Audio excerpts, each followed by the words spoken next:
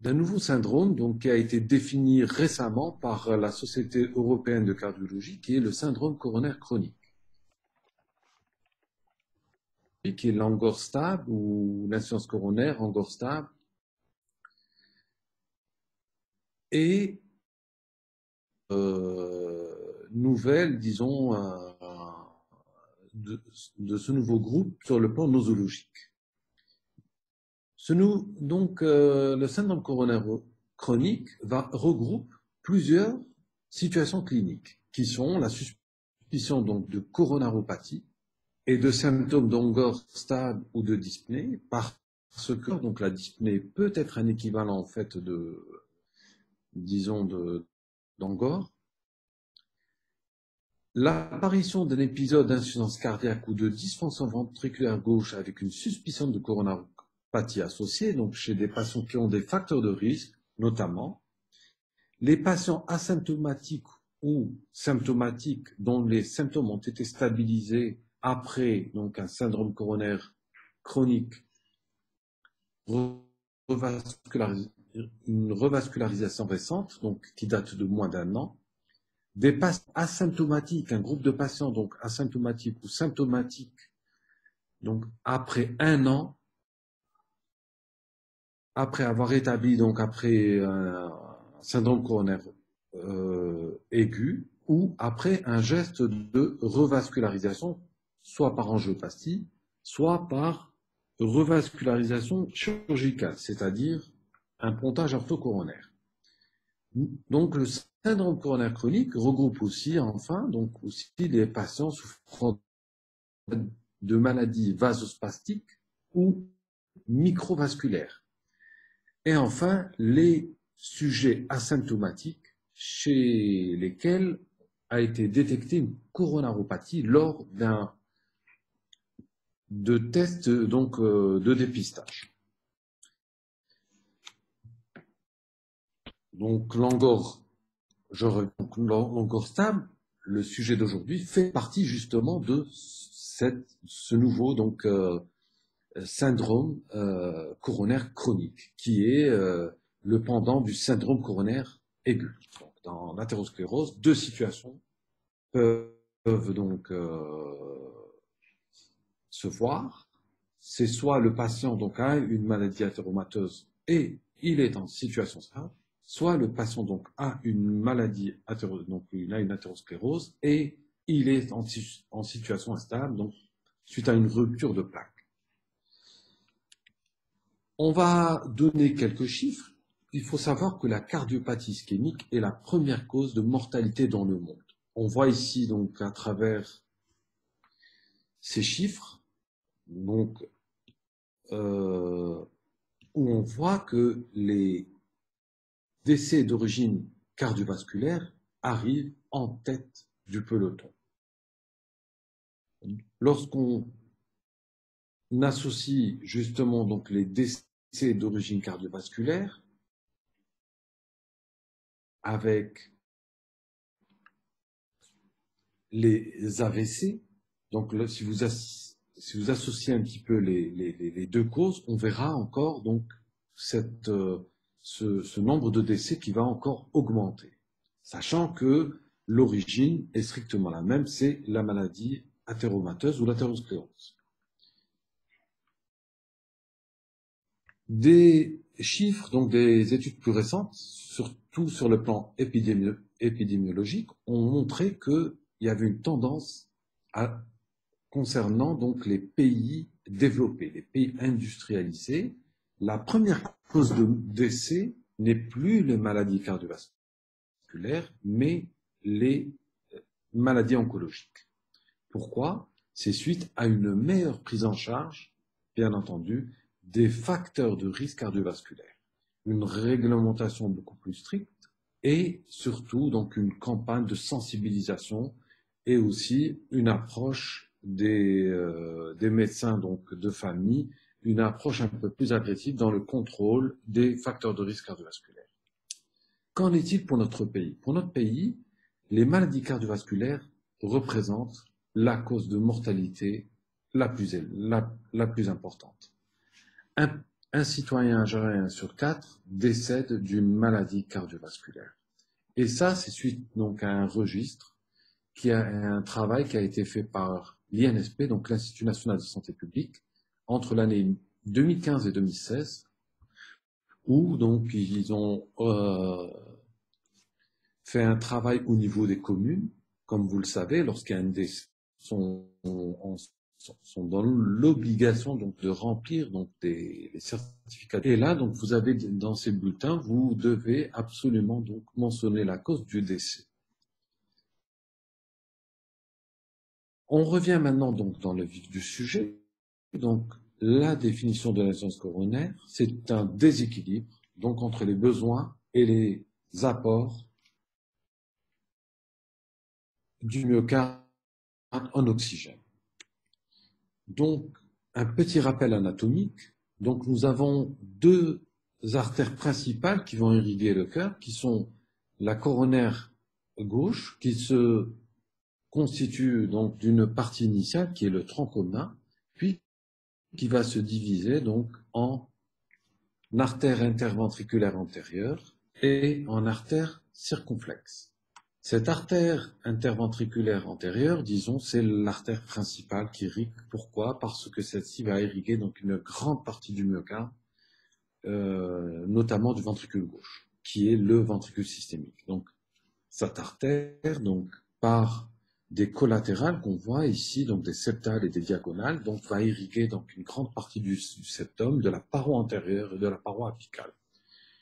L'artère circonflexe aussi, donc, va irriguer donc la paroi latérale et la paroi postérieure, donc grâce donc bien entendu donc à des collatérales aussi qui sont les artères marginales.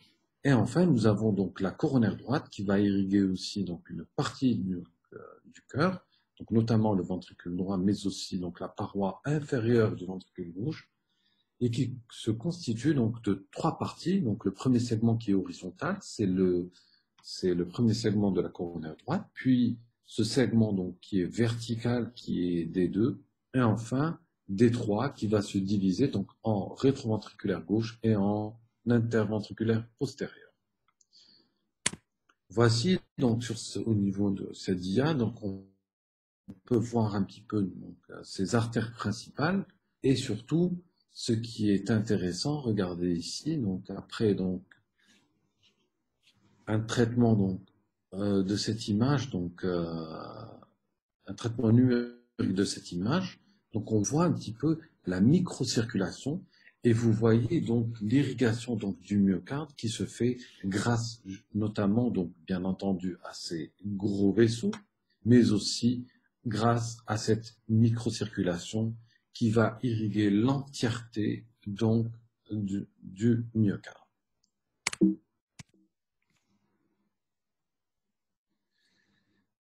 Petit rappel concernant la physiologie de la circulation coronaire. Donc, comme ça, c'est une loi qui s'applique donc c'est une loi donc physique qui s'applique sur tous les débits, donc sur toutes les situations. Notamment, on peut se la rapporter ici sur la circulation coronaire.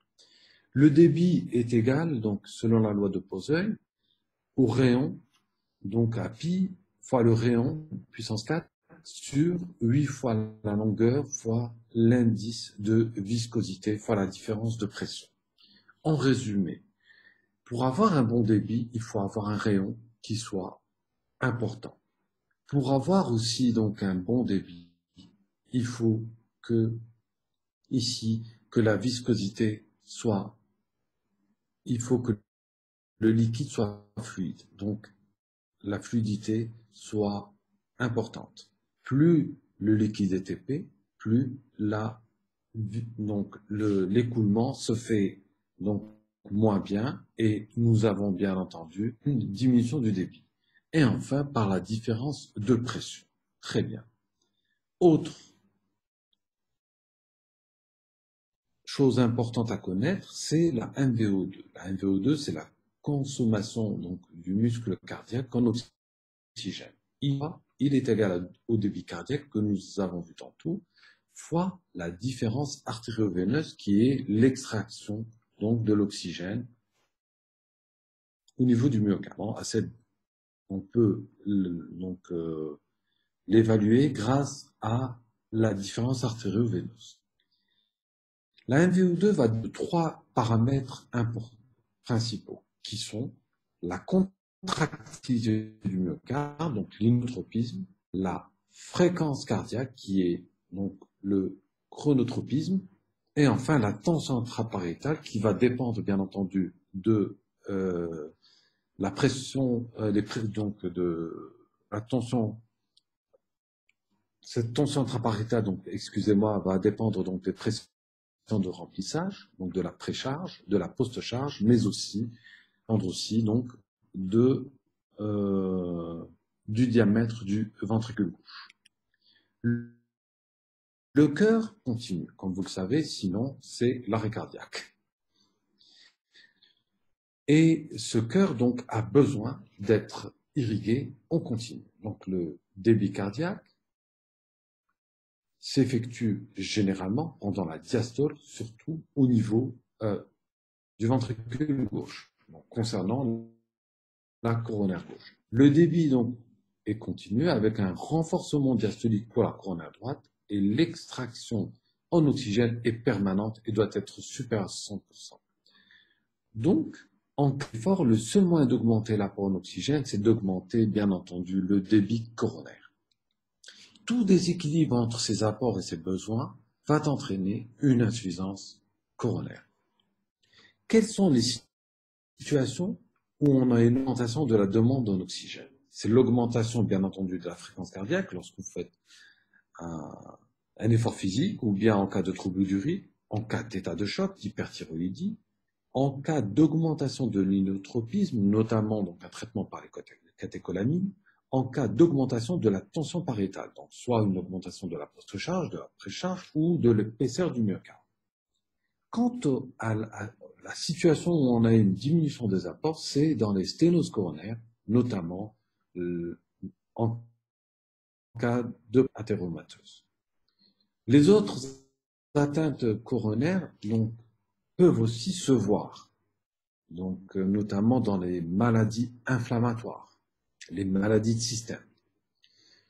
Une diminution des apports aussi peut se voir lorsqu'on a une diminution du débit cardiaque, notamment dans les hypovolémies, les états de choc, les hypoxies, les anémies, une diminution de la pression diastolique, notamment un exemple dans la valvulopathie, c'est l'insuffisance aortique, le raccourcissement de la diastole, qu'on retrouve dans les tachycardies, sachant que la diastole, que l'irrigation des coronaires se faisait surtout pendant la diastole.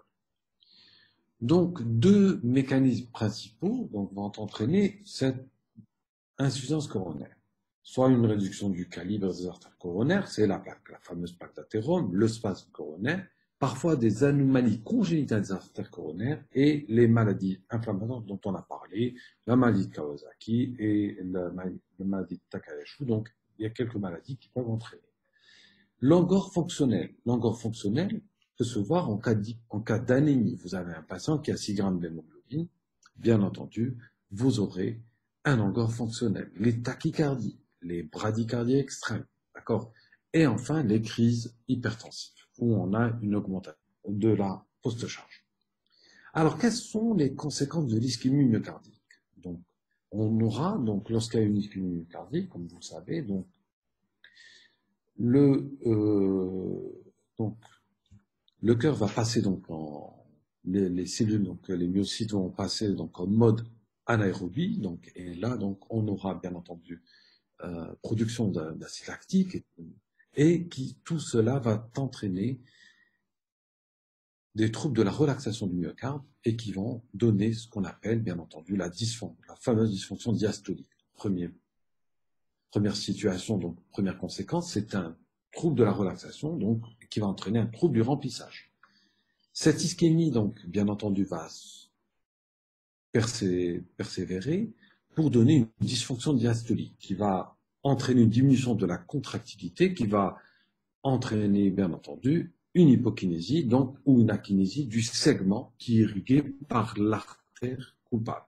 par l'artère qui est sténosée ou obstruée et qui est responsable de cette ischémie au niveau local. Cette ischémie va finir par entraîner des modifications sur le plan électrocardiographique à type de trouble de la repolarisation avec risque d'apparition d'un trouble du rythme, notamment bien entendu ventriculaire. Et enfin, sur le plan clinique, cette ischémie va se traduire par des douleurs angineuses qui est l'angor. Voici donc comment va se développer cette maladie athéromateuse. Comme vous le savez, donc, les artères donc, sont formées de 3 tuniques et normalement donc, ces tuniques sont formées par 3 tissus qui sont l'intima, la média et l'adventice. Mais lorsque, avec l'âge, donc il y a une oxydation au niveau de l'endothélium, en plus des différents facteurs de risque cardiovasculaire qui sont bien entendu le sexe masculin, l'hérédité coronaire, les facteurs de risque qui sont modifiables, qui sont le tabac, le diabète, la dyslipidémie, l'hypertension artérielle et le stress, vont entraîner justement donc l'apparition, la détérioration de cet endothélium, donc cette maladie endothéliale qui va entraîner l'apparition de cette plaque d'athérome. Disons sur le plan un petit peu plus microscopique,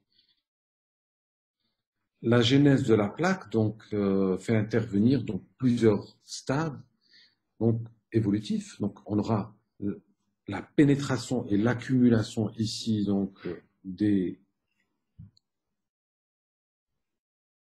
monocytes et donc cette première étape se fait après qu'il y ait accumulation de LDL au niveau de la partie sous-endothéliale. Alors, la pénétration du LDL lorsqu'il y a un déséquilibre entre les apports et les sorties donc, du LDL, lorsqu'il y a un apport excessif de LDL, il va y avoir donc ici un passage de façon passive à travers donc cet endothélium. Cette accumulation donc des lipoprotéines de basse densité, donc du LDL, dans l'intima, va entraîner des modifications oxydatives et on aura au niveau du LDL, on aura du LDL oxydé. Cette phase, elle est très importante parce que c'est à partir de là qu'on aura donc l'apparition de la dysfonction diastolique. Il s'agit donc d'une étape absolument indispensable à la formation de la plaque d'athérome. En effet, la présence donc de macrophages dans la paroi vasculaire, comme on voit ici, est liée à la présence de LDL oxydé. Donc, le recrutement de ces monocytes se fait donc grâce à, ou bien par la conséquence de la perte d'inhibition de l'adhésion donc de ces monocytes. Et là, donc, on aura donc une captation des monocytes au niveau donc, de la surface endothéliale. Ces monocytes vont passer à l'intérieur et vont se transformer en macrophages qui vont entraîner donc aussi à phagocyter donc les molécules de LDL des cellules spumeuses. Donc ces macrophages dans l'espace sous-endothélial vont jouer un rôle clé dans de nombreuses étapes de l'athérosclérose, notamment la production de cytokines inflammatoires et notamment donc et aussi de métalloprotéinases dans un premier temps. Un certain nombre d'entre eux se transforment donc en cellules spumeuses, comme on voit ici. Dès l'infiltration donc de la paroi artérielle par un grand nombre de macrophages, ceci va entraîner donc ici, comme on le voit ici, un phénomène inflammatoire chronique qui sera d'une importance capitale pour la croissance de la plaque. On aura ici un véritable phénomène d'auto-amplification. Pourquoi? Parce que les macrophages vont produire de nombreuses cytokines pro-inflammatoires qui vont augmenter l'activation ici endothéliale, donc capter encore plus de cellules, donc de monocytes, qui vont encore entrer, qui vont se transformer en macrophages, qui vont aussi se donner, donc donner des cellules fumeuses. Donc tout ça il va y avoir disons, une auto-amplification.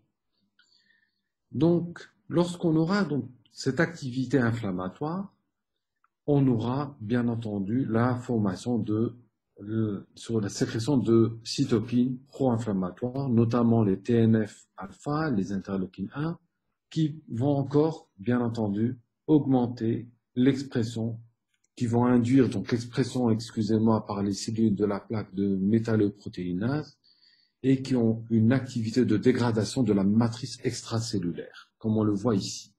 Donc tout ça pour dire qu'on aura in fine donc une plaque d'athérome qui va se constituer ici d'un noyau qui sera donc le cœur lipidique et on aura formation ici d'une chape fibreuse qui va venir donc revêtir ce qui va entourer ce noyau lipidique. Alors, le noyau lipidique ici, donc lorsqu'il est séparé de l'endothélium donc par cette chape fibreuse, si la chape fibreuse est importante, on aura ce qu'on appelle, on aura une plaque qui sera relativement stable. Donc, la quantité de la plaque va dépendre justement de cette chape fibreuse qui va être constituée donc d'éléments donc d'éléments protéinés, mais aussi de cellules musculaires lisses qui vont ici migrer à travers donc la limitante élastique interne pour constituer justement cette chape fibreuse.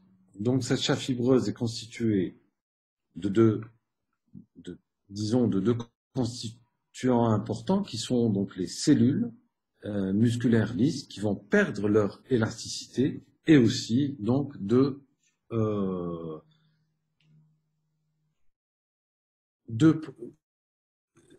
protéines ici donc qui vont venir donc consolider cette chape fibreuse.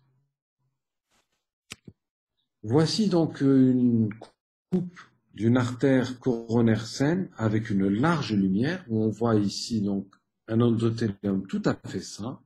Par contre ici, regardez, on voit donc un rétrécissement donc de la lumière avec la formation justement de ces plaques d'athérome avec des noyaux lipidiques. Voici sur une coupe transversale la même chose. Ici, regardez donc la prolifération donc d'une plaque lipidique qui a entraîné un rétrécissement ici de la lumière donc de l'artère, et ce rétrécissement donc de la lumière de l'artère on va revenir à la loi de Peuzeuil, donc on aura rétrécissement de la lumière de l'artère, donc on aura une diminution donc du rayon, donc diminution du débit, et on aura un déséquilibre entre les besoins et l'apport en oxygène, et on aura donc l'insuffisance coronaire, qui va se traduire cliniquement par la douleur thoracique. Cette douleur thoracique a été décrite pour la première fois par William Eberdeen en 1772, désolé. Donc, Eberdeen a publié donc dans une revue qui est le Medical Transaction of College of Physicians en 1772, une série de 20 patients où il avait décrit justement cette douleur angineuse. La douleur thoracique est un signe majeur. Cette douleur, vous la connaissez bien, sur le plan sémiologique, c'est une douleur donc rétrosternale, constrictive, donc qui survient à l'effort et qui disparaît au repos ou bien après la prise de trénitrine. Cette douleur donc peut irradier vers à droite, vers le bras gauche, peut irradier aussi vers la région épigastrique ou bien vers le dos, ou bien rester localisée au niveau rétrosternal. Dans les recommandations donc, de la Société savante donc, de cardiologie européenne, donc, a été définie donc, la douleur typique. La douleur typique, c'est une douleur constrictive, donc comme tantôt, posternale, qui peut irradier donc, vers les bras, vers la mâchoire, qui survient à l'effort et qui disparaît à l'arrêt de l'effort ou après une prise de nitrine dans les 5 minutes. Si vous avez des douleurs qui ne présentent que 2 caractéristiques parmi les 3, on parlera de douleurs atypiques. S'il n'y en a qu'une seule, on parlera de douleurs non angineuses. Une classification de la sévérité de cette angor stable a été donc proposée par la Société canadienne de cardiologie. Il s'agit donc de l'angor pour des efforts inhabituels, c'est l'angor de classe 1. Un angor, donc, pour une activité physique quotidienne normale, monter des escaliers, monter une petite pente, marcher au froid. Donc, tout ça, c'est une douleur. Donc, on parlera d'angor classe 2 de la classification canadienne. Et enfin, vous avez la classe 3, c'est la limitation marquée de la vie quotidienne avec un angor à la marche, à plat, après 100 à 200 mètres. Et enfin, vous avez la classe 4, c'est la limitation sévère de la vie quotidienne ou bien un angor au moindre effort. On peut avoir des signes un petit peu atypiques qui sont les douleurs épigastriques, donc un autre siège par exemple, qui surviennent à l'effort. On peut avoir des blocs-pnées d'effort qui sont des suffocations ou bien avoir des palpitations avec une sensation de gêne à l'effort ou bien une dyspnée à l'effort. Donc, tout ça, ce sont des équivalents ou qui peuvent évoquer justement les douleurs d'origine coronarienne. Quant à l'examen clinique, il peut être pauvre. Il doit être, bien entendu, donc on doit tous les facteurs de risque cardiovasculaire, éliminer donc les causes aggravantes, notamment, bien entendu, une anémie, une hyperthyroïdie, donc une hypoxie aussi. Donc, on doit rechercher d'autres localisations d'athérome. Donc, on doit soigneusement donc ausculter les différents axes vasculaires, notamment carotidiens et fémoraux. Et enfin, rechercher donc, la présence d'un souffle, d'une valvulopathie, notamment aortique. Les diagnostics différentiels, donc, ce sont la dissection aortique, l'embolie pulmonaire, la péricardite ou le spasme œsophagien. Lorsqu'on évoque donc, lorsque le patient présente donc un angor, présente une douleur thoracique ou bien un équivalent. Bien entendu, l'examen à réaliser de première intention électrocardiogramme. Le plus souvent, donc, il peut être le plus souvent normal si le patient n'a jamais présenté. On revient donc à la situation du syndrome coronaire chronique. Donc, si le patient n'a jamais présenté d'infarctus, s'il n'a pas fait un infarctus ou a été revascularisé, s'il n'a pas eu d'événement cardiovasculaire dans l'année, donc le CG peut être strictement normal. Ou bien, le patient peut présenter des séquelles, si le patient a déjà eu un événement, ou bien des troubles de la repolarisation avec des sous-décalages, ou bien la présence d'ondes T négatives. Voici un exemple ici. C'est un ECG où j'ai pris que les précordiales.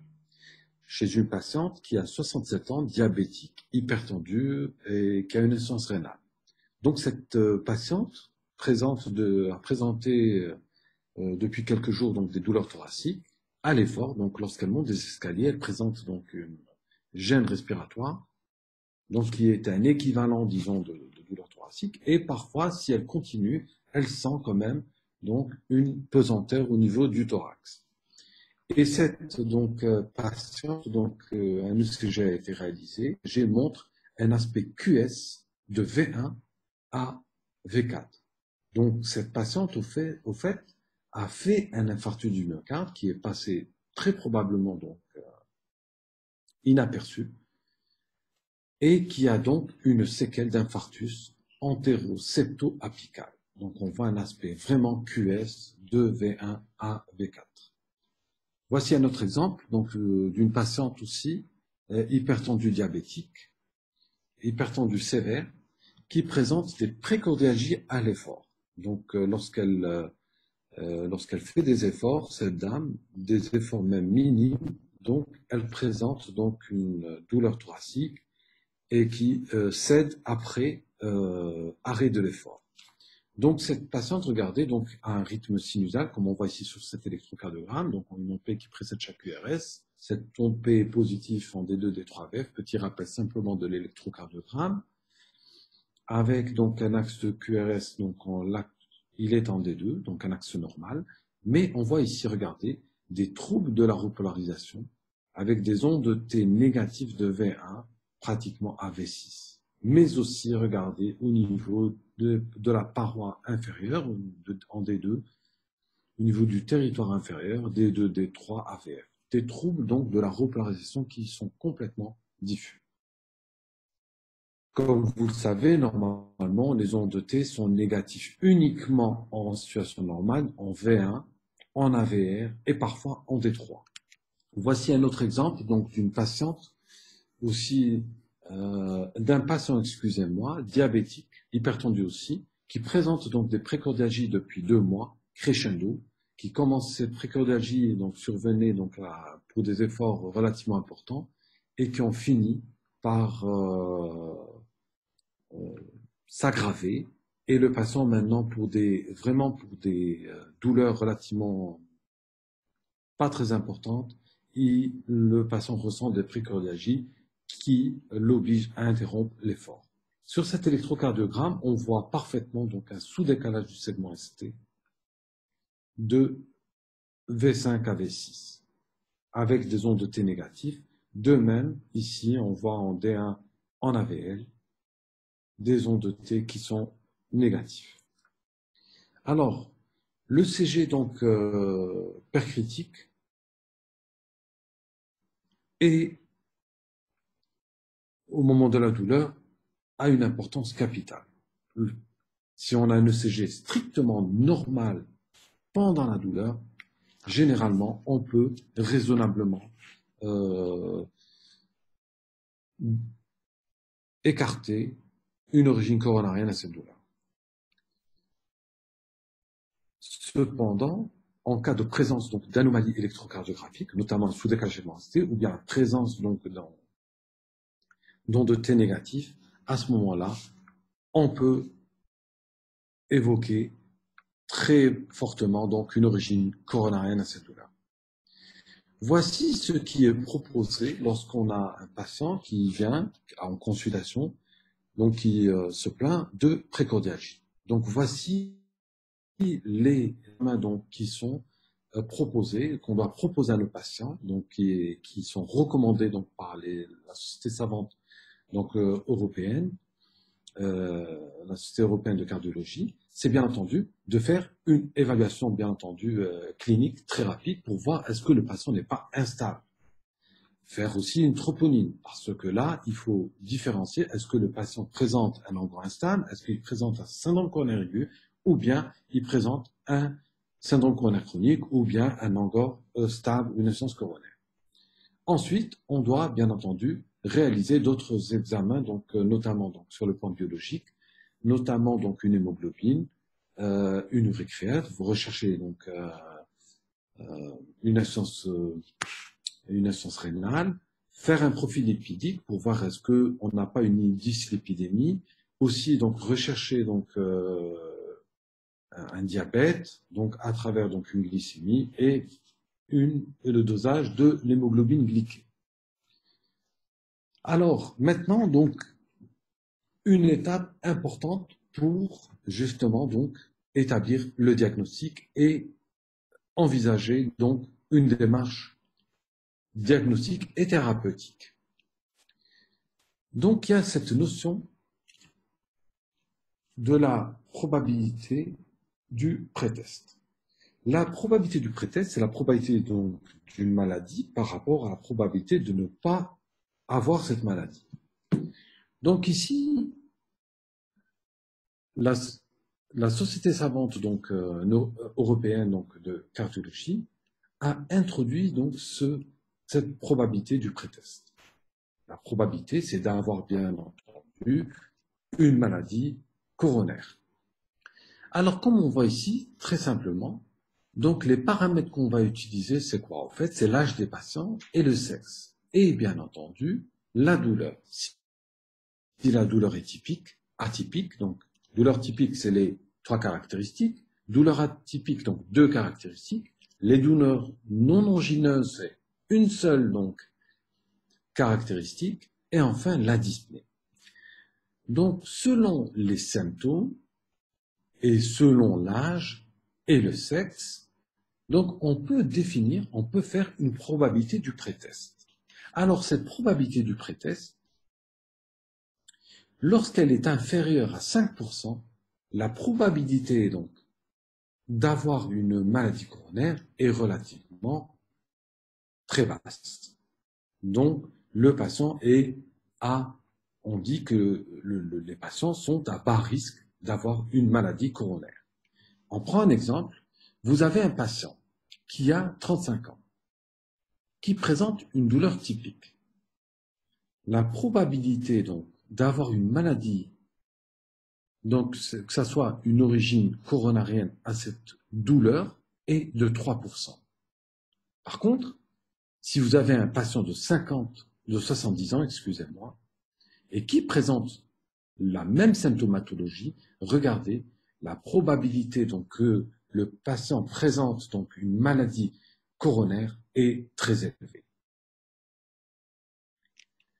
Donc cette probabilité du prétest a permis justement de nous aider à établir, disons, un profil et aussi à définir le risque pour le patient d'avoir une maladie coronarienne.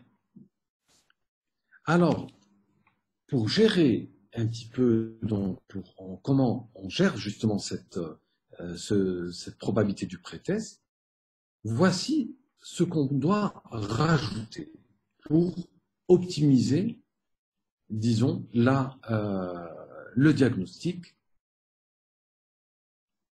d'une insuffisance coronaire.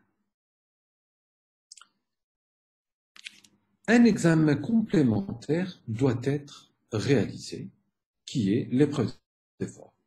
L'épreuve d'effort donc consiste à enregistrer l'ECG pendant justement cet effort. Donc on va reproduire, disons, les conditions de l'ischémie. Il se fait soit sur une bicyclette ergométrique ou sur tapis roulant. Généralement en Algérie, on utilise le plus souvent le tapis roulant. On considère qu'un ECG d'effort est interprétable si on atteint une fréquence cardiaque supérieure à 85% de la fréquence maximale théorique. Alors, comment on calcule la fréquence maximale théorique? C'est la fréquence maximale, c'est 220 moins l'âge. Un exemple, si vous avez un patient qui a 50 ans, c'est 220 moins 50. Ça fait 170 battements par minute. Donc, si le patient, si on fait une épreuve d'effort à ce patient et il atteint les 170 battements par minute, on atteint 100% de la fréquence maximale théorique. Si, donc, le patient présente, par exemple, il est à 165 battements par minute, on sait qu'il est supérieur à 85% de la fréquence maximale théorique, donc on peut raisonnablement prendre en considération cette épreuve d'effort. Les critères de positivité. Alors, les critères de positivité, c'est-à-dire que c'est des critères qui sont en faveur donc de l'existence d'une probable insuffisance coronaire, donc d'un rétrécissement d'une artère coronaire. C'est bien entendu la clinique, l'apparition d'une douleur à l'effort, l'apparition donc d'un sous-décalage MOST, donc des modifications sur le plan électrique, mais ce sous-décalage, il faut qu'il soit horizontal, soit descendant d'au moins 1 mm. Alors, il y a des signes de gravité, ce sont l'apparition de ces signes, mais pour un niveau donc d'effort très bas, c'est-à-dire le patient, à peine il commence donc son épreuve d'effort, il commence à ressentir la douleur et l'apparition du sous-décalage segment ST. Lorsqu'on a un sous-décalage segment ST de plus de 3 mm, ça c'est en faveur d'une gravité, donc c'est un signe de gravité du rétrécissement coronarien. L'apparition d'un sous-décalage du segment ST de plus d'1 mm, l'apparition de SV menaçante, ou bien d'une chute de la pression artérielle à l'effort. Tout ça, c'est en faveur donc d'une gravité. C'est-à-dire que l'atteinte est soit c'est une atteinte, on a une atteinte donc des 3 artères, c'est ce qu'on appelle une maladie des 3 vaisseaux, ou bien une atteinte de l'artère, une atteinte du tronc commun, donc un rétrécissement du tronc commun, ou bien du niveau proximal. Les critères de négativité, ça veut dire que là, donc, l'épreuve d'effort est tout à fait normale, c'est lorsqu'on atteint bien entendu la fréquence maximale théorique et qu'il n'y a aucun signe sur le plan électrique, donc pas de sous-décalage, pas de sus-décalage du segment ST, pas de signe clinique, pas de douleur thoracique. Le CG, donc l'épreuve d'effort, donc avec ses contre-indications, le RAO serré symptomatique, les CMH symptomatiques, l'embolie pulmonaire, la présence donc d'une thrombose veineuse profonde, la présence donc d'extrasystole ventriculaire polymorphe nombreuses, d'insuffisance cardiaque sévère, donc un patient stade 3, bien entendu, les syndromes coronaires donc qui sont frais, la présence de d'un thrombus intravégé, en cas de FA rapide, donc une fibrillation artérielle rapide, ou bien d'une hypertension artérielle sévère, donc supérieure à 220-120 mm de mercure. La présence d'un trouble de la conduction de haut degré, non appareillé, et l'artérite des membres inférieurs sévère. Voici un exemple donc d'une épreuve d'effort où on voit ici la patiente donc qui présente donc un ECG relativement normal, sauf un écrêtage, donc une mauvaise progression de l'ondaire en antérieur. Et juste à l'effort, on voit parfaitement le sous-décalage du segment ST qui est horizontal et qui est avec, regardez, même ici on voit un sus-décalage du segment ST en AVR. Donc c'est une patiente qui a fait pour relativement donc une fréquence pas très importante, donc pas très élevée, une fréquence cardiaque élevée, un sous-décalage avec apparition donc d'une douleur thoracique sévère. Et ça, c'est en faveur donc d'une atteinte multitronculaire chez une patiente diabétique. En cas donc d'impossibilité de réaliser chez quelqu'un qui a une prothèse au niveau de la jambe, qui ne peut pas faire donc, d'autres examens peuvent éventuellement nous aider à rechercher une ischémie à l'effort, notamment l'échographie cardiaque de stress. L'écho permet de visualiser la contractilité donc, des parois à l'état basal, puis après injection d'obutamine, on va voir est-ce que la contractilité va se maintenir ou bien on verra l'apparition d'une hypokinésie au niveau donc de quelques segments. La scintigraphie myocardique aussi permet aussi, après provocation d'un stress, donc on peut voir aussi la fixation donc de radioisotopes au niveau des cellules, donc au niveau des myocytes. En cas de rétrécissement coronaire, on aura une mauvaise perfusion qui va se traduire par une mauvaise fixation du thallium, donc ou bien du MIB. Et voici un exemple. Voici un exemple d'une scintigraphie où on voit ici à l'effort, regardez, une hypoperfusion au niveau de ce segment et au repos, donc on revoit une redistribution. Donc ici, on voit donc une hypoperfusion au niveau de plusieurs segments avec une redistribution à l'effort. Ici, de même sur cette coupe long axe où on voit, regardez, une hypofixation donc au niveau apical avec reperfusion au repos.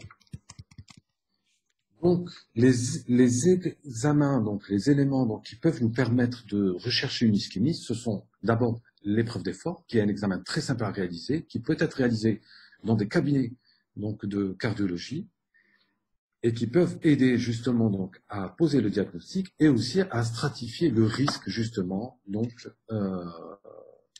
d'atteinte coronarienne et le risque d'événements aussi, de survenue d'événements cardiovasculaires, notamment d'un syndrome coronaire aigu. Nous avons l'échographie, pour rappel, l'échographie de stress, la scintigraphie du myocarde. Donc, tous ces examens permettent, ce sont des examens fonctionnels qui permettent d'établir le diagnostic. Comment doit-on faire le choix justement de ces tests?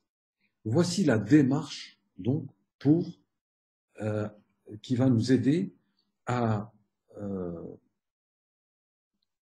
définir la probabilité et disons de situer notre patient parmi les groupes où on aura donc une probabilité basse d'avoir une maladie coronarienne, le groupe de patients à haut risque. Voici comment doit-on procéder.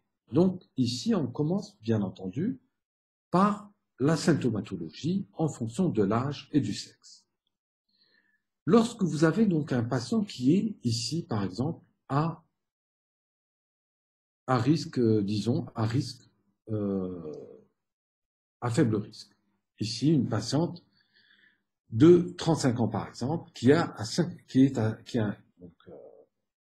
à faible risque, à 5%. On peut rajouter ici des facteurs qu'on appelle facteurs modificateurs. Alors, les facteurs modificateurs sont l'épreuve d'effort et ici aussi, le score calcique. Alors, si vous avez une épreuve d'effort qui est normale, donc vous avez une patiente qui a 5%, avec une épreuve d'effort qui est normale. Donc, ces facteurs modificateurs vont encore diminuer la probabilité pour notre patient d'avoir une maladie coronarienne. Donc ici, on a les deux facteurs modificateurs en défaveur de l'existence d'une maladie coronarienne. C'est d'avoir une épreuve d'effort normale et un score calcique normal. C'est quoi le score calcique? En fait, le score calcique, c'est un examen qui permet d'aller mesurer la quantité de calcium au niveau des coronaires. Donc c'est un scanner qui a un logiciel qui permet de calculer la présence de calcium au niveau des coronaires. Cet examen n'a pas une grande sensibilité et spécificité. Pourquoi? Parce que on peut avoir des patients, par exemple, avec l'âge, on aura des patients qui vont présenter des maladies, qui vont présenter des artères coronaires qui seront calcifiées, sans pour autant avoir des plaques significatives, des plaques d'athérome qui sont significatives. D'un autre côté, on peut avoir un patient jeune de la cinquantaine qui a une plaque qui est molle, qui n'a pas une chape fibreuse, comme on l'a vu tout à l'heure, importante. Et lui, il peut avoir un score calcique, la quantité de calcium qui sera relativement faible, mais chez ce patient qui a une chape fibreuse qui est relativement pas très solide, le risque de rupture et de faire un infarctus est relativement élevé. Nous avons aussi les facteurs modificateurs qui vont plutôt graver et prendre notre patient, ici par exemple, d'un groupe de patients intermédiaires, à risque intermédiaire, vers le groupe de patients à risque élevé de coronaropathie. Les risques aggravants, les facteurs de risque aggravants, ce sont les différents facteurs de risque que nous connaissons, la dyslipidémie, le diabète, l'hypertension, le tabagisme, l'hérédité. Lorsqu'on a un patient qui a présenté une épreuve d'effort qui est positive, lorsque le patient a une dysfonction ventriculaire gauche, lorsque le patient a un score calcique qui est élevé, tout ça va majorer le risque,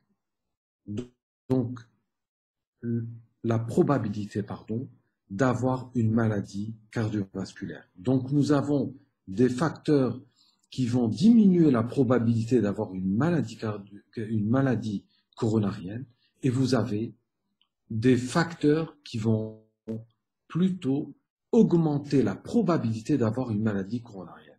Donc ici, les patients qui ont un risque entre 5 et 15, donc qui est intermédiaire, soit on leur ajoute des facteurs de risque, des facteurs plutôt qui vont diminuer ce risque et ils vont devenir à bas risque. À ce moment-là, on ne fait plus rien. Soit au niveau donc des patients donc, qui sont à risque intermédiaire entre 10 et 15, on leur rajoute les facteurs de risque aggravants et eux, ils vont passer au-delà donc de 15% et ils seront à risque élevé de présenter, donc d'avoir une maladie coronarienne. Donc, le choix ici donc des examens que nous allons utiliser pour poser le diagnostic, pour affirmer le diagnostic, va dépendre surtout de la probabilité clinique de nos patients. Si le patient a une probabilité clinique d'avoir une atteinte coronaire qui est relativement basse, il serait plus intéressant d'aller faire carrément un coroscan. Pourquoi? Parce que le coroscan va donc nous donner donc une anatomie au niveau une anatomie des coronaires et on verra on verra si le patient ne présente effectivement pas de sténose. Par contre, si le patient est à haut risque, donc il a une probabilité élevée d'avoir une maladie coronaire, à ce moment-là, il serait préférable d'aller confirmer le diagnostic par un test, par un des tests que nous avons énumérés tout à l'heure, c'est-à-dire un test fonctionnel non invasif qui est soit une scintigraphie à l'effort, soit une échographie de stress ou une IRM de stress. Maintenant, si le patient toujours a une forte probabilité clinique de présenter une maladie coronaire, à ce moment-là, et si le patient a une douleur angineuse malgré un traitement optimal, et si notre patient présente donc des douleurs pour une épreuve d'effort donc à un niveau très bas, donc à peine il commence l'épreuve d'effort, le patient présente donc des douleurs, ou si notre patient est à haut risque, ou encore si notre patient présente une dysfonction ventriculaire gauche, on peut aller d'emblée à une angio-coronarographie. Donc, le choix des examens qui nous permettent de poser le diagnostic, de confirmer le diagnostic, selon la probabilité du patient d'avoir une maladie coronarienne. Je reviens, cette probabilité donc est déterminée grâce déjà à la probabilité du prix. Nous allons donc établir donc un patient qui arrive de 45 ans, de sexe masculin, qui présente une douleur typique. La probabilité du pré-test, elle est de 22%. Donc la probabilité qu'il ait une atteinte coronaire est de 22%. Maintenant, comment doit-on s'y prendre? Donc on va faire une épreuve d'effort chez ce patient. D'abord, on va voir est-ce qu'il a des facteurs de risque. Un exemple, ce patient est fumeur et a des antécédents cardiovasculaires. Donc sa probabilité ici va augmenter. La probabilité qu'il ait une maladie coronarienne va augmenter. Deuxièmement, on lui fait une épreuve d'effort. L'épreuve d'effort est positive, donc il a sous-décalé. Donc la probabilité d'une atteinte d'avoir une atteinte d'une maladie coronarienne va encore augmenter. Donc, notre patient devient un patient à haut risque coronarien. Donc, chez lui, si le patient, on peut faire d'emblée un test d'ischémie qui est soit une scintigraphie, soit une écho d'obus, soit une IRM de stress, confirmer et faire une évaluation. Si le patient, ensuite, on peut revasculariser, on peut traiter le patient. On va donner le traitement qu'on verra tantôt. Maintenant, si le patient, malgré un traitement, continue à être symptomatique, à ce moment-là, on peut aller vers la coronarographie car la coronarographie, c'est l'examen de référence pour définir exactement l'anatomie des coronaires et éventuellement proposer un geste de revascularisation en paire procédure. Maintenant, si notre patient présente des symptômes, malgré un traitement médical, il continue à avoir des douleurs, il commence donc à avoir une dysfonction ventriculaire gauche, on peut aller d'emblée en l'angiocoronarographie. Voici donc un scanner coronaire où on voit ici chez une patiente une sténose de l'IVA. Maintenant, la coronarographie. La coronarographie, c'est bien entendu c'est l'examen de référence pour poser le diagnostic avec certitude d'une insuffisance coronaire. Et c'est quoi? Au fait, on fait monter des sondes parois artérielles, soit fémorales ou radiales, au niveau des ostiades coronaires et on injecte un produit de contraste. Ici, on voit parfaitement la coronaire gauche, l'injection de la coronaire gauche avec le tronc commun.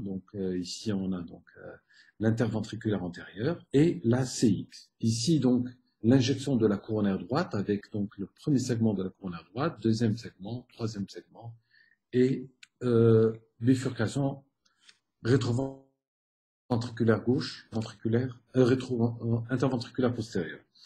Ici, regardez, c'est un patient qui a présenté une douleur thoracique crescendo et qui a 55 ans, diabétique, hypertendu, et tabagique. C'est un patient, si on revient ici, on fait ici la probabilité du pré-test, que le patient soit coronarien. Regardez, c'est un patient, on a dit, de 55 ans. Regardez, il est à 32%, donc à un risque très élevé, avec une épreuve d'effort qui est positif, qui est tabagique, hypertendu, diabétique. Lui, il est, regardez ici, à très haut risque. Chez ce patient, on a réalisé une coronarographie, et là, on voit une sténose serrée au niveau de l'IVA. Voici un patient qui a présenté une sténose serrée au niveau de la coronaire droite de D2, du deuxième segment.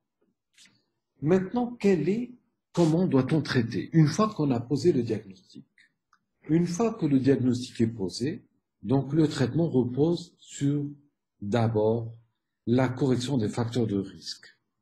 La correction des facteurs de risque est la partie la plus importante dans la prise en charge des patients qui présentent une insuffisance coronaire ou bien qui sont dans le syndrome coronaire chronique. Une hygiène de vie, un changement complètement de l'hygiène de vie est indispensable. Arrêt définitif de l'intoxication tabagique et là, le patient doit consulter, il faut l'aider à consulter. Généralement, c'est des patients qui sont très anxieux, ils ne peuvent pas arrêter d'eux-mêmes le tabac. Il faut les encourager et les conduire les orienter vers des consultations de tabac. Et enfin, le régime alimentaire est très important, avec un régime hypolipémiant, hypocalorique, une activité physique là, est très importante, avec une activité physique journalière entre 30 et 60 minutes par jour, et le traitement, bien entendu, des différents facteurs de risque, notamment un bon contrôle tensionnel et un équilibre du diabète. Le traitement, donc, d'abord, donc, on a un traitement anti-ischémique. Donc, le traitement anti-ischémique fait appel, bien entendu, au bêta-bloquant. Le bêta-bloquant, donc, va diminuer la fréquence cardiaque et donc la consommation d'oxygène et permet ainsi, donc, de diminuer le déséquilibre entre les apports et les besoins en oxygène. En cas de contre-indication absolue, on peut donner des inhibiteurs calciques qui vont aussi donc avoir cette activité donc inotrope négatif, donc qui vont diminuer aussi, et chronotrope négatif. Donc tout ça, donc ces médicaments donc doivent être les médicaments de première ligne, donc les bêta-bloquants, les inhibiteurs calciques. En cas si on donne des bêta-bloquants et le patient reste symptomatique, on peut rajouter des anticalciques non bradycardisants, en l'occurrence les dihydropyridiniques, donc qu'on peut associer donc en deuxième ligne aux bêta-bloquants. En cas de le patient, donc malgré des bêta-bloquants et le rythme cardiaque reste relativement encore élevé, on peut associer l'ivabradine, qui est un inhibiteur des canaux IF, qui va agir exclusivement au niveau donc du nœud sinusal et va diminuer l'activité sinusale. On peut donner aussi les dérivés nitrés. Les dérivés nitrés, bien entendu, ont une action vasodilatatrice qui vont aider donc à avoir donc une meilleure irrigation, donc à augmenter, comme on a vu tout à l'heure, donc augmenter le débit coronaire. L'amossidonine, son mode d'action est celui des dérivés nitrés. L'intérêt principal est l'absence d'échappement thérapeutique, la fameuse prophylaxie, permettant le maintien d'une efficacité au long cours. Et enfin, donc, on peut donner aussi de l'aspirine, surtout donc, en prévention secondaire chez des patients qui sont soit à forte probabilité donc coronarienne, qui sont déjà coronariens et qui présentent donc des douleurs. Donc l'aspirine doit être prescrite de façon systématique, surtout en prévention secondaire. Le clopidogrel aussi donc est un traitement donc important donc qui peut être associé à l'aspirine ou bien qui peut être donné donc à la place de l'aspirine. Donc c'est un inhibiteur de récepteur P2Y12 et qu'on peut donner aussi en association, donner une bithérapie, surtout après une revascularisation et la mise en place d'un stent. Et enfin, vous avez les statines. Les statines, donc on a vu que pour qu'il y ait formation de plaques d'athérome, une condition sine qua non, c'est l'accumulation de LDL au niveau de la partie sous-endothéliale. Et le levier sur lequel donc on peut jouer, bien entendu, c'est de diminuer justement le LDL. Et ce LDL, on peut le diminuer, bien entendu, avec donc un traitement hypolipémiant, notamment les statines. Les statines, à travers de nombreux essais cliniques, ont montré une baisse de la mortalité, et on comprend bien maintenant, donc, à travers donc, la physiopathologie de la genèse de la plaque d'athérome, l'intérêt de donner cette classe thérapeutique donc, est une indication de classe 1 en coronaire chronique. Donc, si on n'arrive pas à diminuer, donc, surtout en cas de dyslipidémie, si on n'arrive pas à diminuer, on n'atteint pas donc la cible de LDL, on peut rajouter les étimibes qui inhibent l'absorption du cholestérol au niveau de l'intestin, au niveau de l'intestin grêle. Et si donc on n'arrive pas non plus, donc malgré donc l'association statine et étimib, donc à avoir donc à atteindre donc les valeurs cibles, donc à diminuer de façon importante donc le LDL, on peut même rajouter les inhibiteurs des PCSK9 qui sont des anticorps monoclonaux qu'on peut donner parfois sous-cutanés tous toutes les 2 à 4 semaines. Alors, quelles sont les valeurs cibles? Donc, on doit réduire, en prévention secondaire, on doit réduire le LDL d'au moins 50%. Si les patients sont à très haut risque, il faut, la valeur cible, c'est d'avoir un LDL inférieur à 55 mm par décilitre. En prévention primaire, pour les patients à très haut risque, on a vu tout à l'heure, donc les patients, quand ils sont à très haut risque de maladies athéromateuses et qui sont à risque à très haut risque de. Donc, les recommandations, c'est de baisser de façon importante, au moins de 50% par rapport à la valeur de base, donc le taux de LDL cholestérol, ou bien, donc, toujours un LDL inférieur à 55 mg par décilitre. C'est de prescrire, surtout en cas de dysfonction ventriculaire gauche, ou bien chez les patients qui sont hypertendus. Donc, c'est un traitement donc, qui permet aussi de stabiliser les plaques d'athérome. Et enfin, nous avons la revascularisation. Si malgré le traitement donc, comportant donc, les bêta-bloquants, les inhibiteurs calciques, les l'ivabradine, si toutes ces associations ont les dérivés nitrés aussi, donc le patient reste symptomatique, donc il présente des douleurs pour des efforts à l'effort, on peut proposer donc une angiocoronarographie comme on a vu tout à l'heure et proposer une revascularisation, soit par voie transluminale, donc par angioplastie, soit par pontage orthocoronaire. Voici un exemple. Ici, c'est un patient donc, qui présente des douleurs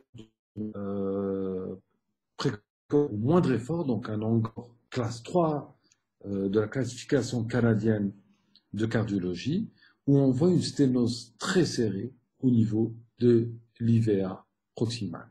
Et ici, regardez, la mise en place d'un stent a permis de rétablir la lumière de cette artère. Voici comment donc généralement les étapes pour la mise en place de stent. Donc on introduit un guide, on fait monter donc un stent et là on gonfle le ballon qui permet donc d'appliquer d'ouvrir l'artère et d'appliquer le sur justement cette lésion. Le stent actuellement, ce sont des stents généralement qui sont enduits donc d'un produit qui permet, qui évite,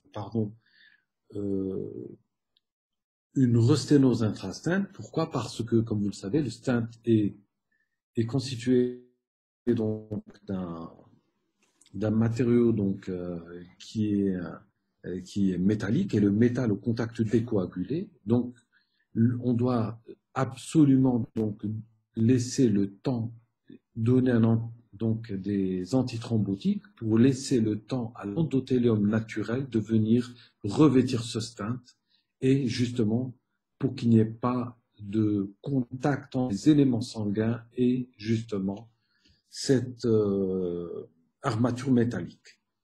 Donc, c'est pour ça qu'actuellement, nous avons des stents relativement actifs qui permettent justement l'endothélium de faire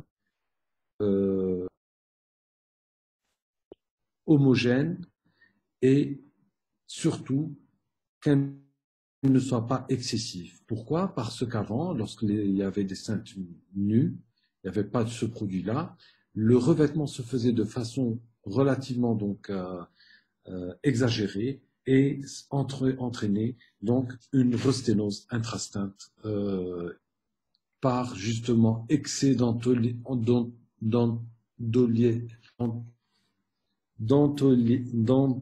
suis désolé, hein, je perds mon dentellisation, donc un excès de dentellisation, et à ce moment-là, donc il y avait des sténoses intrastent, donc suite à la pose de stent. Voici donc comment une vue donc du stent donc à l'intérieur du foie bien sûr de grillage. Donc c'est pour ça qu'on donne le clopidogrel et qu'on doit donner surtout au moins dans l'association donc aspirine clopidogrel au moins 6 mois pour laisser justement le temps aux cellules endothéliales pour venir revêtir justement ce maillage métallique. Le pontage orthocoronaire, donc le pontage orthocoronaire permet, lorsqu'on a des lésions qui ne sont pas accessibles à un geste d'angioplastie, surtout si c'est des lésions proximales, chez des de bifurcation, si elles sont complexes, donc si elles concernent le tronc commun, si surtout chez les diabétiques, on peut procéder à un geste de revascularisation par voie chirurgicale. Et là, on utilise actuellement surtout donc la revascularisation donc artérielle, toute artérielle, à travers les artères mammaires qui vont venir ponter, donc qui vont faire une dérivation donc par rapport donc à la sténose, donc qui seront connectés en aval de la sténose que présente l'artère. Et je vous remercie de votre patience. Alors maintenant, si vous avez des questions.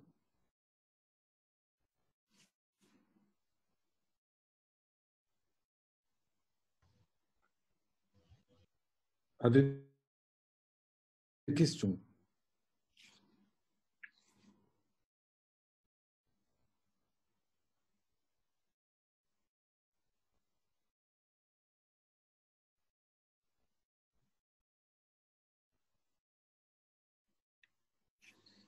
Alors, avez-vous des questions? Vous voulez prendre la parole ou...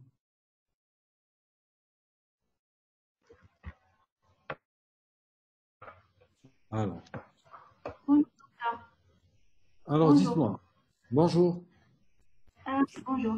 Docteur, s'il vous plaît, lors d'une revascularisation, est-ce qu'on prescrit les anticoagulants à vie comme lors d'une prothèse valvulaire? Non, non, jamais. Donc, pas du tout. Donc, généralement, lorsque les stents sont actifs, Oui. on revascularise le temps de simplement que l'endothélium naturel vienne revêtir. Donc, généralement, c'est à peu près un an. Un an, généralement, c'est au-delà d'un an, normalement, donc il n'y a pas lieu d'avoir justement cette double anti-agrégation. Donc, ce n'est pas comme les valves. Les valves, non. Les valves, on donne autre chose. On donne des AVK. C'est la même chose. Pourquoi? Parce que les valves sont métalliques et le métal au contact du sang donc coagule. Et c'est pour ça que si on ne donne pas d'anticoagulants, il y a un risque de formation de caillots qui vont, bien entendu, Il n'y a provoquer pas des AVC. de, Pardon, excusez-moi. il n'y a pas de revêtement de l'endothélium, pas au niveau des valves. Là, j'ai Comme, pas. Pardon? s'il vous plaît, pour le pontage aortique, j'ai pas bien compris. Est-ce que vous pouvez expliquer? J'ai pas Le compris. pontage aortique. Le pontage orthocoronaire. Donc le pontage, au fait, lorsque Oui. Oui. lorsque le patient présente des lésions qui sont difficiles à atteindre par voie donc endoluminale, par voie endovasculaire. Donc on confie les patients au chirurgien, surtout lorsqu'on a une atteinte, par exemple au niveau du tronc commun serré et au niveau des bifurcations, parce que là, et surtout si les lésions sont très calcifiées, donc il y a un risque de dissection si on fait ça par voie, ou bien de perdre carrément donc des artères importantes. Donc on propose donc le patient au chirurgien. Le chirurgien va revasculariser d'une façon globale. Alors il va utiliser au fait les artères mammaires, d'accord, qui vont venir, donc l'artère donc qui est irriguée donc normalement. Et cette artère, c'est comme dans la plomberie. Quand vous avez un tuyau qui est bouché, Oui. qu'est-ce qu'il va faire le plombier? Il va faire une dérivation. D'accord? Soit il va essayer de déboucher le tuyau. Si le conduit est complètement abîmé, il va faire une dérivation. D'accord? C'est exactement pareil avec les artères mammaires. D'accord? D'accord, j'ai compris. Merci, docteur. Merci beaucoup. Je vous en prie. Alors dites, est-ce qu'il y a autre chose? Non, non, non, c'est bon, merci bien. Tout le monde a compris, tout le monde a... Docteur, s'il vous S'il vous plaît, plaît, faites un pour... petit commentaire, oui, lisez les dites-moi. commentaires. Ah, je lis les commentaires. D'accord. Bonjour, docteur, bonjour. Hein, oui, docteur, oui, Docteur, vous oui. descendez tout en bas. Ah, d'accord, descends tout en bas. Allez. Ok, comment se fait le renforcement diastolique des coronaires lors de la diastole? Alors, qu'est-ce qu'on a dit? On a dit que le remplissage, d'accord? Le remplissage, donc lorsque le ventricule gauche se contracte, d'accord? Lorsque le VG se contracte, les pressions augmentent, d'accord? Donc les artères coronaires sont complètement écrasées. Donc l'irrigation des coronaires ne peut pas se faire pendant la diastole, la systole. Vous êtes d'accord? Par contre, pendant la diastole, il y a un relâchement. Donc, ne pas oublier que les coronaires sont épicardiques, hein. Donc il y a un relâchement. Et là, vous avez donc le remplissage qui va se faire de façon donc passive. Donc, lorsque le VD, ce n'est pas comme le VG. Le VD, d'accord, les pressions au niveau du VD n'est pas aussi importante que dans le VG. D'ailleurs, la masse aussi, la masse la masse musculaire au niveau du VG n'est pas comme celle du VD. Le VD, c'est le muscle qui va assurer simplement la circulation, la petite circulation, la circulation pulmonaire. Donc là, il n'y a aucun souci pour la coronaire droite. Donc les pressions ne sont pas très élevées pendant la systole, donc il va y avoir quand même une irrigation, un remplissage de la coronaire droite pendant la systole. Mais pendant la diastole, ça va encore se relâcher davantage. Donc il va y avoir un renforcement, il va y avoir le flux qui va augmenter encore. Vous avez compris? Au niveau de la coronaire gauche, le remplissage se fait exclusivement pendant la diastole. D'accord? Le coronaire se remplit, le sang remplit pendant la diastole. Par contre, au niveau de la coronaire droite, ça se continue. Et pendant la diastole, il y a un relâchement encore davantage, et une baisse de la pression, donc le remplissage va se faire, disons, un peu plus important, de plus importante. Vous avez compris? Is it clear?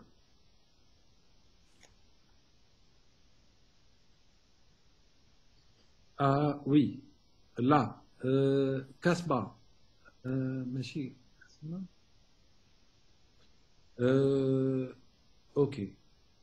Vous pouvez revenir sur l'angor en intercritique. Quand on donne le traitement pour diminuer l'action d'une sinusale, on ne risque pas d'insuffisance cardiaque. Non. Alors, donc le but, quand on donne justement donc l'ivabradine, donc qui va agir au niveau d'une sinusale, on va diminuer la fréquence cardiaque. D'accord, la fréquence cardiaque.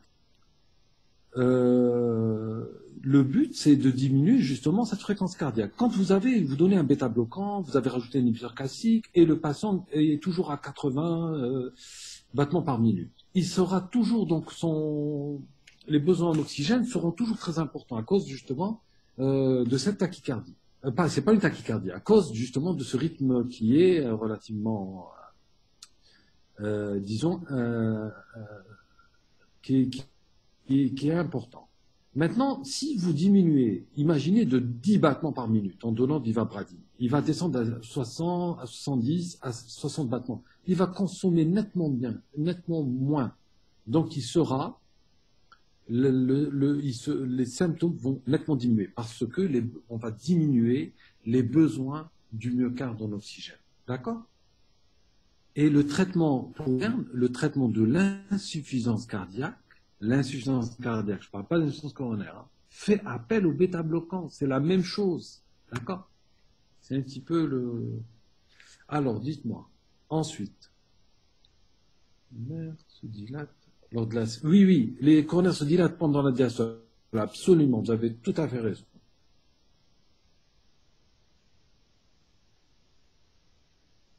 Non, l'endothélialisation des valves, non. Malheureusement, non. Elle se fait uniquement pour euh, les valves biologiques. Les valves biologiques, bien entendu, il y a des petits trucs comme ça, mais les valves mécaniques, non, ça n'a absolument rien à voir. C'est pas la même chose. Alors, l'ECG intercritique. Quelle est la particularité des QRS? Alors, je partage.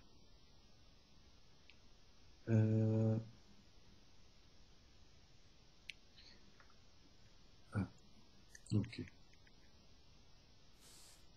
Percritique. Oui. Euh, l- alors,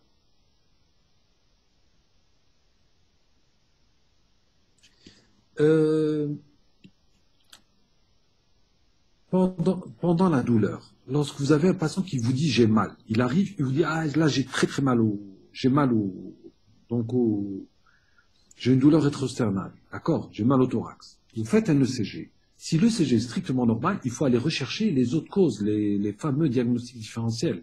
Rechercher une dissection aortique, rechercher une embolie pulmonaire, rechercher donc une, une péricardite. D'accord. Donc, il faut rechercher les deux. Donc, généralement, lorsqu'on a une douleur thoracique, vraiment, si l'ECG se modifie, lorsque c'est une origine coronarienne.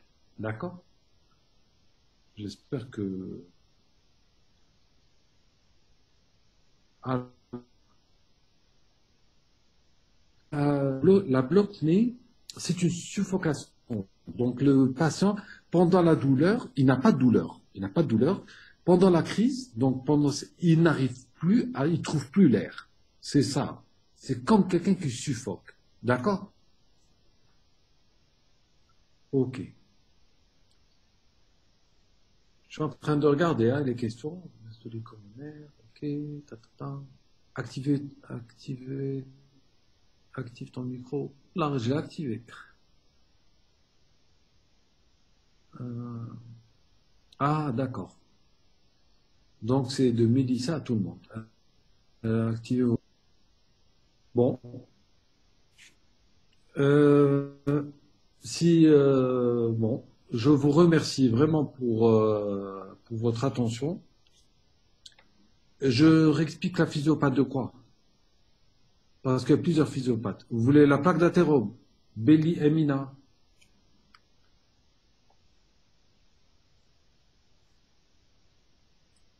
Ok, je reviens à la plaque d'athérome.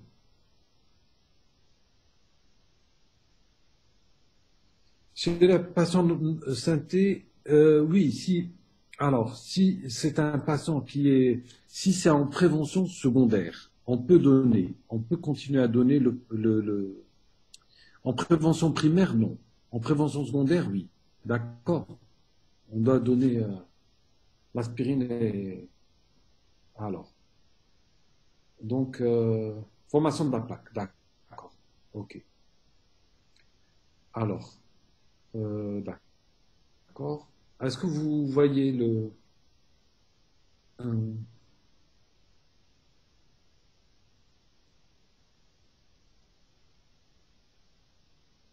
vous la voyez, la plaque? Yes. Oui, docteur, oui. Oui, Oui, ok.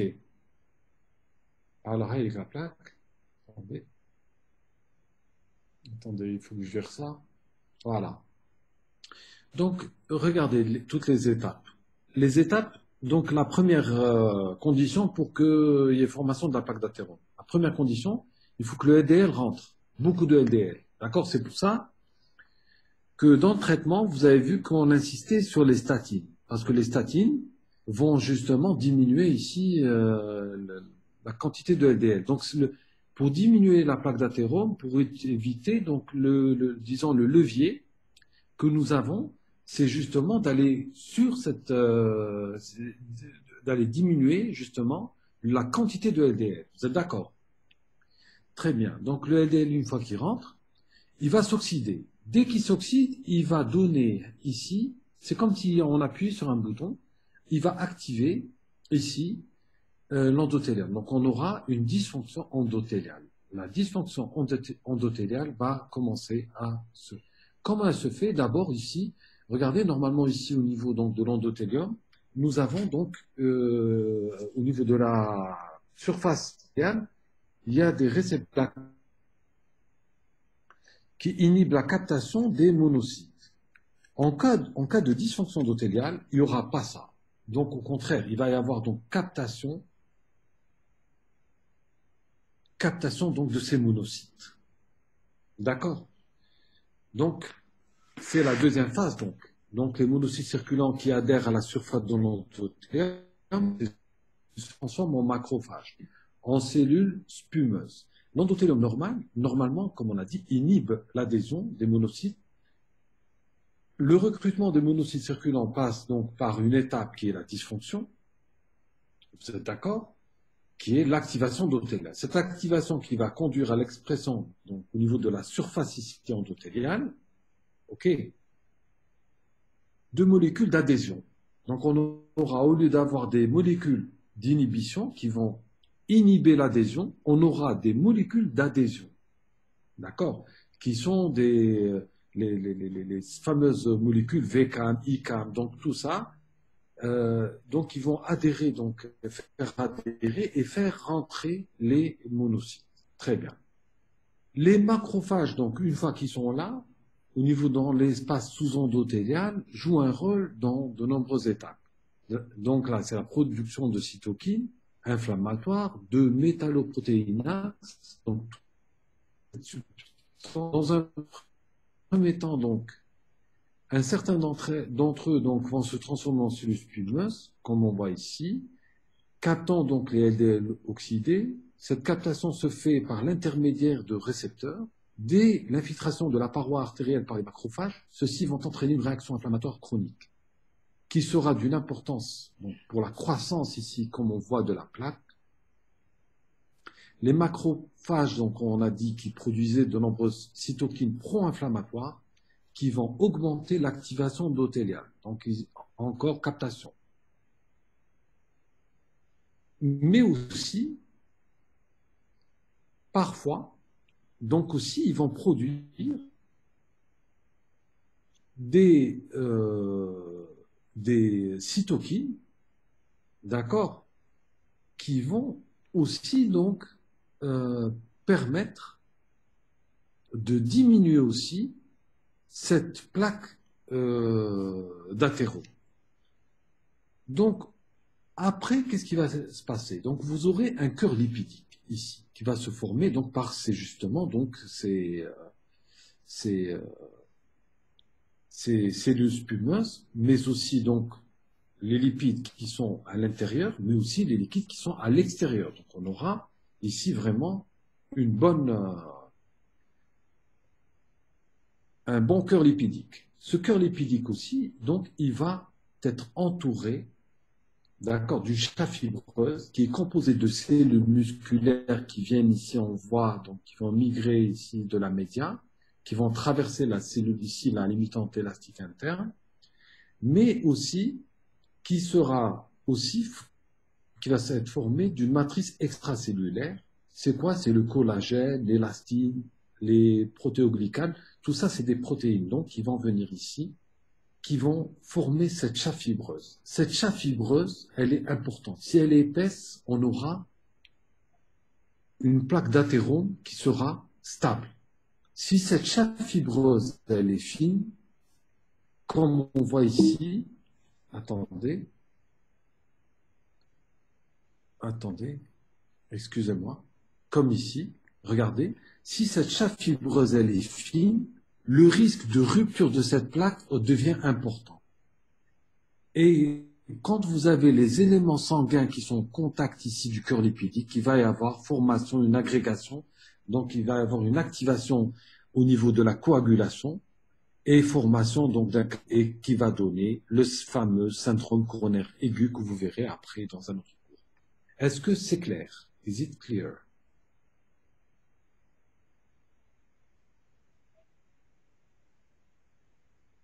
Est-ce que c'est clair? Est-ce que tout le monde a bien compris? Bon, si vous permettez, merci, je vous remercie. S'il vous plaît, c'est qui va enregistrer le cours? C'est moi qui est en train d'enregistrer. Et vous n'avez pas à le mettre sur Facebook ou un truc comme ça, non? Si, pour les gens qui n'ont pas eu accès. Ah, d'accord. Mais c'est juste pour les Euh, gens de la promo. comment? C'est juste pour les étudiants de la promo. Mais après, ça risque pas de se retrouver sur Internet et Non, tout. non, pas du tout. Vous êtes sûr, hein, je compte sur vous. Hein. Oui. Je suis très timide, Anna, mais déjà bien. Ok. Je vous remercie et bon courage. J'espère qu'on vous verra, Inch'Allah, bientôt. Allez, au revoir. À samedi. Vous,